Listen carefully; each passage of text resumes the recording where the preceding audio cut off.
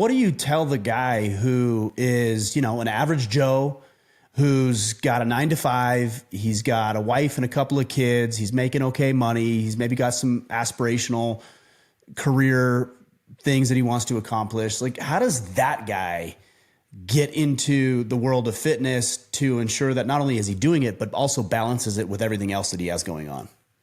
Yeah, I mean, I think the first thing is like, I understand if someone's like, hey, you do fitness for a living, it's easy for you to go to jiu-jitsu, do all these different things. Like, okay, all right.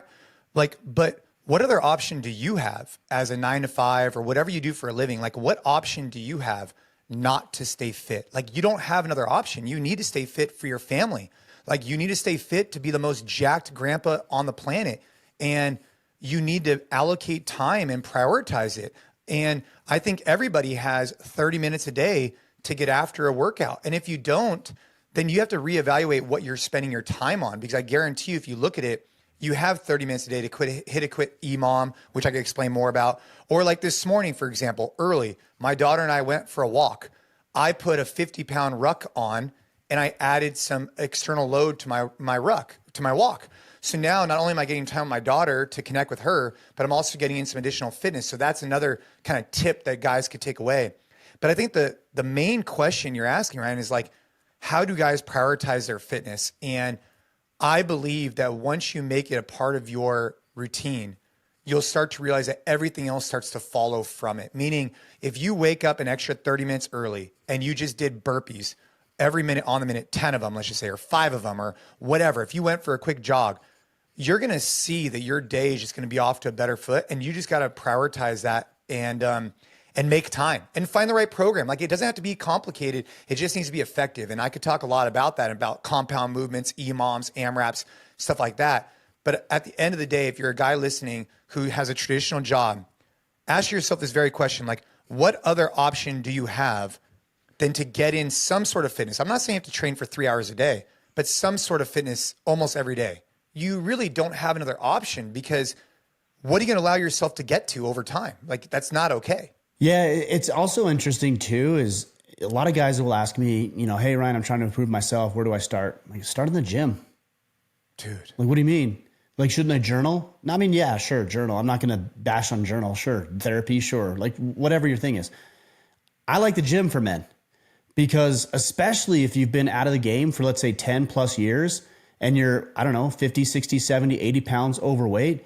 If you go to the gym this week and you go, like you said, 30, 45 minutes per day, every day this week, and you cut out, let's just say, soda out of your diet, you are going to notice a difference in a week. Whereas journaling, 100%. I don't know if you're going to notice the same type of difference that you'll see in your body changes in your composition over a week if you've let it go that far. And all it takes, Ryan, is just to get sparked. So like I said, I've been hosting every week for the last 22 weeks.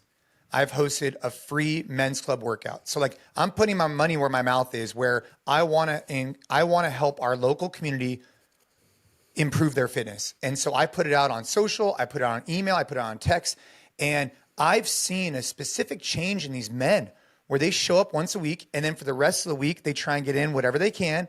And the energy that they bring back home is just, it's just night and day. I mean, here's the thing, like, the best gift the CrossFit Games ever gave me was not like the money, the prizes, all that stuff.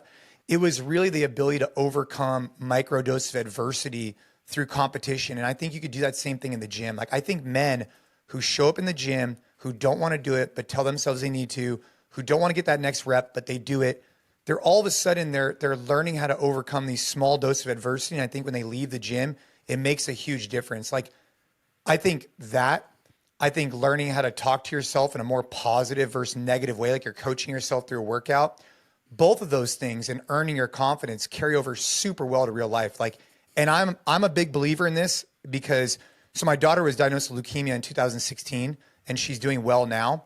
But through that journey, I specifically saw the impacts that going into the gym had on outside and real world. And that's why I'm so passionate about sharing this with men, because I think that they're missing out on that piece.